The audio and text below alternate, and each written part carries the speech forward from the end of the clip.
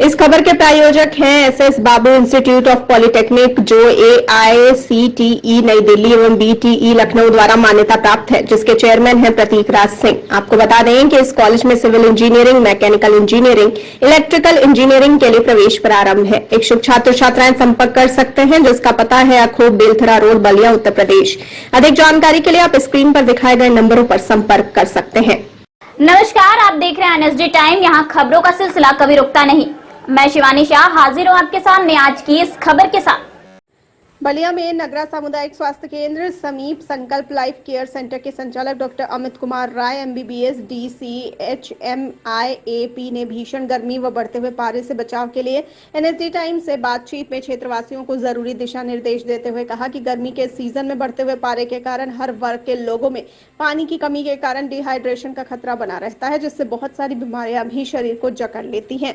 इसमें बचाव नहीं किया गया तो मरीज व्यक्तियों को बहुत सारी दिक्कतों का सामना करना पड़ सकता है। आइए देखते हैं बलिया से हमारे संवाददाता डी प्रसाद की ये रिपोर्ट। नमस्कार, मैं उपस्थित यूपी बलिया का आपका नगरा कस्बा स्थित आपका एक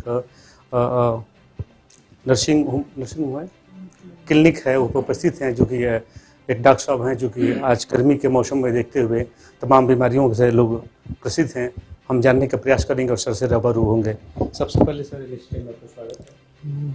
मैं doctor Amit Kumar Rai as a paediatrician, बाल रोग विशेषज्ञ, यहाँ पे मेरी संकल्प लाइफ केयर क्लिनिक करके मैं क्लिनिक चलाता हूँ। इस बदलते हुए मौसम में, जबकि गर्मी का मौसम है और बरसात भी शुरू हो चुकी है, जितनी भी बीमारियाँ पानी के से फैलती हैं उनके होने का संभावना बहुत ज़्यादा होता है। जैसे कि बच्चों में इस समय पीलिया है, डायरिया की दिक्कत और जितनी भी वाटर बॉर्न बीमारियां हैं उनका खतरा ज़्यादा है। तो इससे बचने का उपाय ये है कि आदमी स्वच्छता पे ध्यान दे, साफ़ पानी पिए और जहाँ तक पैदा होने वाले बच्चों का सवाल है, 6 माह तक सिर्फ माँ उसको स्तनपान कराए।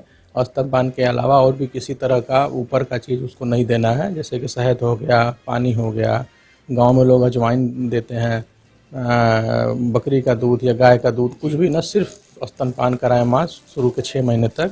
तो बच्चों को तमाम तरह की बीमारियां जो कि पानी के द्वारा, चाहे दूषित पदार्थों के द्वारा, चाहे दूषित खाने के द्वारा हो सकती हैं, उससे बचाया जा सकता है।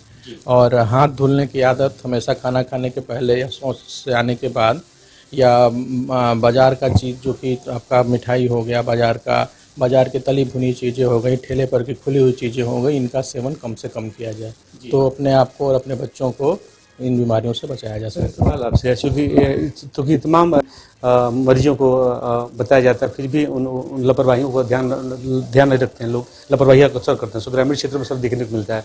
तो सर, हम जानने का अक्सर प्रयास करेंगे उन मरीजों को किस तरह से, जैसे कि सहज बताया जाए, जो कि उनकी अपनी बातों को, जो भी सलाह दी डॉक्टरों द्वारा, वो अपनी बातों को हमसे वर्जिश करें, उसी से आगे बढ़ें।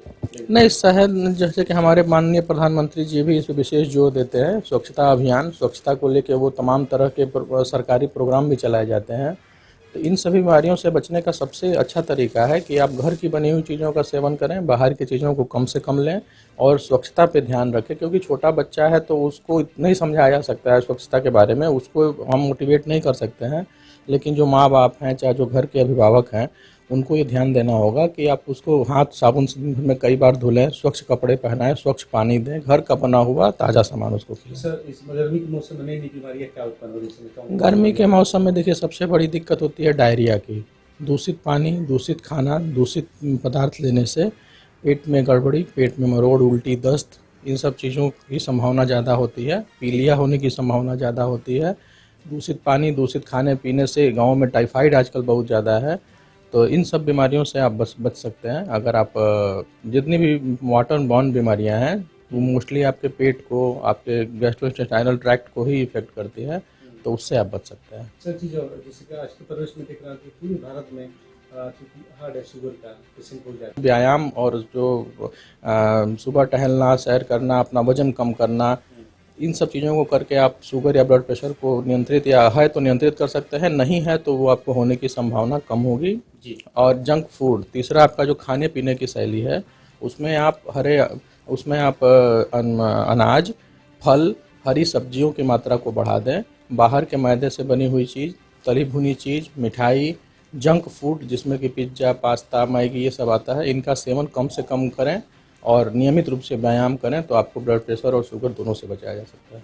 जी सर, ठीक से आना चाहेंगे क्षेत्रीय लोगों से सर, आपकी काफ़ी लोग जो भी मरीज हैं सर, आने वाले यहाँ लोग सर, जनपद लोगों सर, क्या सुझाव होगा सर, क्या आपका अपील होगा सर इन बीमारियों को देखते हुए सर, खान पान में? देखिए अभी हमारे भारत में करीब 80 करोड़ लोग जो हैं वो प्री डायबिटिक हैं। तो शुगर, ब्लड प्रेशर, मोटापा, कोलेस्ट्रॉल ज़्यादा होना, शरीर में लिपिड का अनियंत्रित होना, ये आने वाले समय में एक ऐसी महामारी होगी जिसको रोक पाना बड़ा मुश्किल है।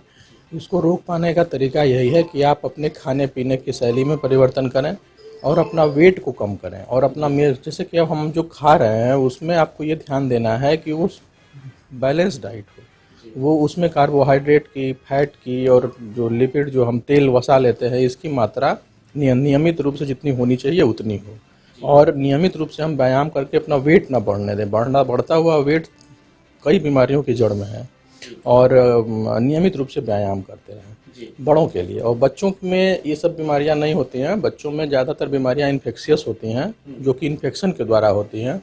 उसको रोकथाम करने का तरीका वही है कि आप बच्चे को साफ़ सफाई से रखें, उसको एक नियमित एक अच्छा इन्वायरमेंट दें, उनके आसपास, अपने घर के आसपास सफाई रखें, अपने घर के आसपास। जैसे देखिए अभी गोरखपुर में ही इतना ज़्यादा इनकेफ्लाइटिस होता था, लेकिन थोड़ा सा सरकारी अवेयरनेस ने जो जापानीज इनकेफ्लाइटिस सूअरों से फैलता था बहुत कम हो गया है। उसके पीछे बहुत बड़ा कारण सरकार का जो स्वच्छता अभियान है वही है। तो छोटी छोटी बातों का ध्यान रख के हम बहुत बड़ी बड़ी बीमारियों से बच सकते हैं। जी तो यही है। जी टाइम से बात करने के लिए सर बहुत बहुत धन्यवाद। धन्यवाद। इस कड़ी में बस इतना ही। ताजा तरीन खबरों के लिए बने रहिए एनएसडी टाइम्स के साथ। मुझे दीजिए इजाजत, नमस्कार। एनएसडी टाइम्स के लेटेस्ट खबरों से अप टू डेट रहने के लिए चैनल को लाइक करें, शेयर करें, सब्सक्राइब करें और अंत में बेल आइकन दबाना ना भूलें।